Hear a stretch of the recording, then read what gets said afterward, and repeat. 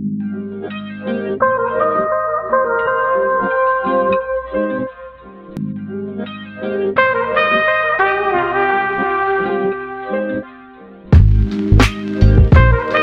everyone, I'm Bob. Welcome back to my channel. One of my viewers, Simply Jin, suggested that I do an apartment tour for one of my videos, and this is a video that I've been meaning to do anyway. So Simply Jin, thank you very much for your suggestion, and that is exactly what you're going to see in today's video. It's a tour of my apartment here in Okinawa, Japan. If you're new to my channel, my name is Bob. I'm a full-time financial consultant, and I make videos about my career as well as being a military veteran and living here in Japan. If you feel like this content would be interesting to you, please like and subscribe so you can get first access to all my future videos. Just to give you guys a little bit of information about the apartment that I live in. Obviously, I don't want to give out my exact location, but I live close to Kadena Gate 2, the Okinawa City Zoo, and the Ricom Mall.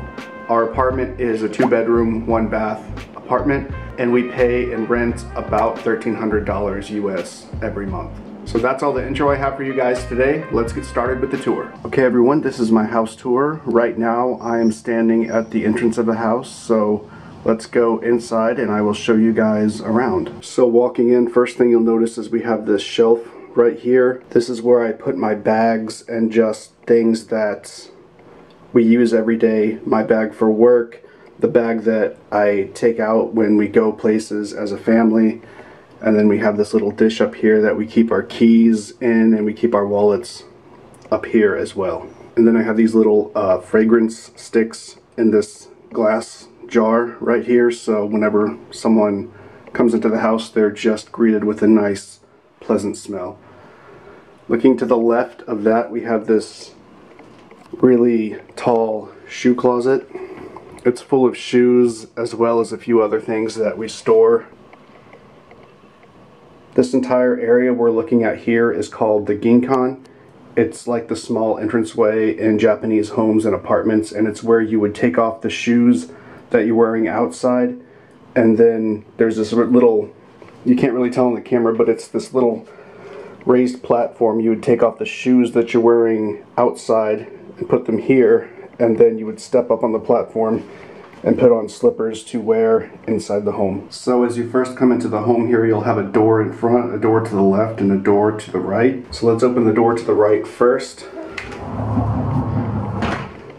Now this is the Japanese toilet room, and you'll notice that this toilet does not have any handles on the side, because when you flush the toilet, you use this remote control here to the side. So you have, this is the kanji for small flushes, and this is the kanji for large flushes. So what you do is you push the button, and the toilet flushes, just like that. In a Japanese toilet room, you would take off the slippers that you wear in the house, and when you go into the toilet room, you would put on these slippers that are only to be worn when you're inside the toilet room. So you come in here with these slippers on, use the toilet, take these slippers off when you leave, and you would put the house slippers back on. You notice there is a small sink in here as well, but typically we wash our hands across the hallway in this door here to the left. In this room to the left is just a sink with a mirror and medicine cabinet behind it, and then over here we have this curtain where we just have some storage behind it. Then also in a lot of Japanese homes you'll find this, it's not plugged in right now, but this is a dehumidifier. We use it in this part of the home because this part of the house actually doesn't have any air conditioning, so whenever we take baths, which I'll show you the bath in a second, this area of the house gets really humid, so we use this dehumidifier in order to cut down on moisture and prevent mold and things like that from happening. So going to the right of the sink area, we have the washing machine and dryer as well. Then moving to the right of the washing machine and dryer, we have this little area here for towel storage, and then we have this shelf here where we just store extra washing machine soap, and iron, just different kinds of laundry care type stuff. And yeah, like I just said, this shelf has towels, bath mats, etc. You notice here on the wall we have some controls. This is actually for the hot water for the house. So anytime in most Japanese houses, before you use the hot water, you actually have to hit this button and turn on the hot water. This will display in Celsius the temperature of the hot water, and then you can turn it up or down by hitting these buttons. Right in front of this is the bath and shower area.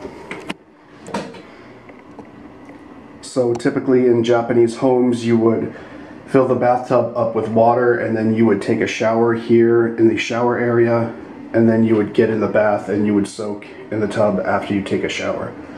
So that's the reason why this room is set up like this. The square area right there is the drain, and then there's also a drain inside the bathtub. Typically you keep this cover over the bathtub during the day just to keep dirt or anything out of the bathtub. And that is the bath and shower area. Now going through this door immediately to the front is the main part of the house. So when you first walk in, you'll have the kitchen to the left, and then it kind of opens up into the rest of the apartment. So let's go ahead and look at the kitchen first. This is a galley style kitchen, so you have the sink and the stove on this side, and then we have the refrigerator, cabinet, rice cooker, and then this machine, which I'll talk about in a second, to the left. So starting back here, we have a 3-burner gas stove. To the side wall over here is where we keep spices. So we have cooking spices, rice seasonings, salt, sugar, vinegars, and oils that we use to cook with. On the bottom of the gas stove is this little drawer, which is for, this is called a fish oven. It's typically, Japanese families use this for cooking fish, but it kind of works like a toaster oven. You can put bread or just anything that you would normally put in a toaster oven, you could put in here as well. And then on the bottom we have the controls for the fish oven as well as the burners. And then it's kind of cute, the control for the fish oven has a little fish on it. Moving to the right, we have our counter space, which you'll notice is not a whole lot. So if you are going to live in a Japanese apartment, you might have to think about how you prepare meals a little bit differently. Then moving all the way to the end of the counter, we have the sink, and underneath the counter we have some storage, which is just pots, pans, cleaning stuff, garbage bags, things like that. And coming over to the other side of the galley style kitchen, we have our refrigerator on top, freezer on the bottom, and then in the middle here, this is the recycling, which please excuse the bags of recycling here. Recycling won't be collected for a few more days. And then on this cabinet here on the top, we have just these 3 storage baskets that we put. This one has medicine, this one has snacks, and this one has teas and coffee. And then in the cabinet we just use this for storage of plates and cups. Then down below that we have our coffee and tea prep area. So we have an electric kettle, French press, teapot, and then over here is our espresso maker. And then a few cabinets under that where we store cups, bowls, serving dishes. And then here we have, this is something you'll find in every Japanese home, a rice maker, which we use almost every day. And there's a special designated spot in these Japanese cabinets just for the rice maker. So moving to the end of this side of the kitchen, we have this machine here, which is a microwave, but it is also our oven. So we have controls here. This is for the microwave. You can set the wattage for however strong you want the microwave to be. And then this button right here is for the oven. So obviously you can't use the oven and the microwave at the same time, but you can use this appliance here as either, depending on what it is you're wanting to cook. On top of that, we have some storage. We just have some bread and some fruit up here. Then on the bottom we have some dry food storage, carrots, onions, and pasta, things like that, underneath the towel. So moving off the kitchen into the main part of the house, here we have what I like to call crap shelf. It is just a shelf with a bunch of crap on it. And on the top we have some more of those fragrance sticks that I put right under the air conditioner so that the smell can kind of go throughout the home. Tissues, we keep thermometers here because right now we're always taking our temperature. And then we have this little thing here that's supposed to bring you good luck. So moving up to where we came into the main part of the house, we have the office area, I guess. It's more just a desk with my iMac on it, and then I have a little plant, my external storage, my headphones, and a pencil cup, and my phone charger. And this is where I do most of my working or teleworking, YouTube editing, all that kind of stuff. And for decoration, on top of it, I have this photo that I took myself in Shinjuku, and I had it made into this canvas. And I put it here. It used to be over in the living room, but I put it here because I think it goes well with the colors of the iMac. Then on the wall next to it, we have the light switch, the remote for the lights, and this is the intercom system to the front door. So you can see there's a camera on the front door. You can see who's at your door on the little screen here when somebody hits the doorbell. And then here is just kind of an open room where we do family activities.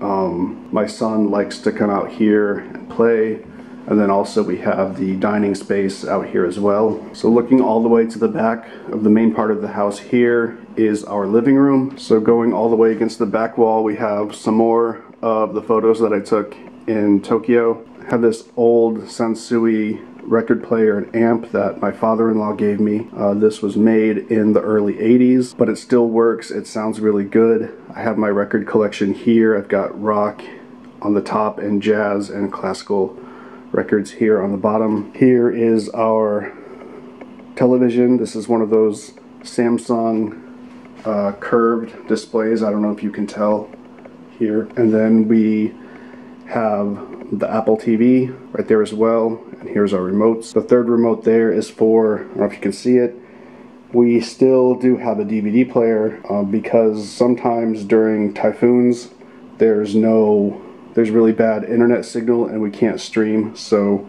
we keep a DVD player here so that we can still watch DVDs. And then this is our sofa that we got from Nitori. It's this kind of tan faux leather sofa with these decorative pillows on it. And then we have a light here in the corner. Right here to the side is our router. Our internet is included with the rent of our apartment, so it's nice. The internet is pretty good and we don't have to pay any extra for it. So 2 rooms left. Here's the master bedroom. So the bed, beanbag chair, a little nightstand here, and if we move around, have our closet, which I will not open because it's a mess,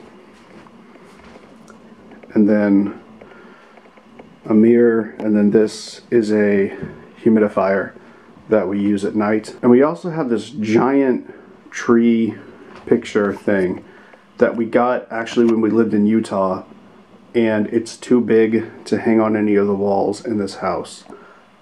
If you're watching this and you're in Okinawa and you want this tree picture, please send me an email. You can come have it for free. If you got somewhere to put it, great.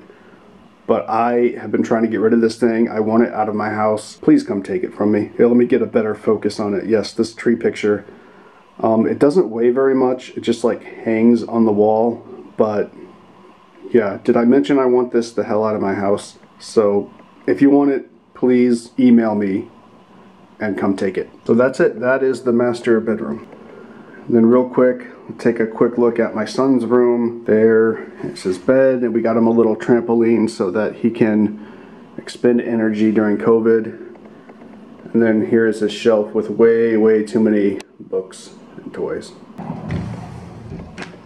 So that is the tour, everyone. Thank you so much for watching. I hope you got a sense of what a Japanese apartment or house looks like and how it functions. As always, if you have any questions or you want to reach out to me, I'll put links to my LinkedIn as well as my Instagram and email in the description box below. I appreciate everyone taking the time to watch this video, and I will see you all in the next one.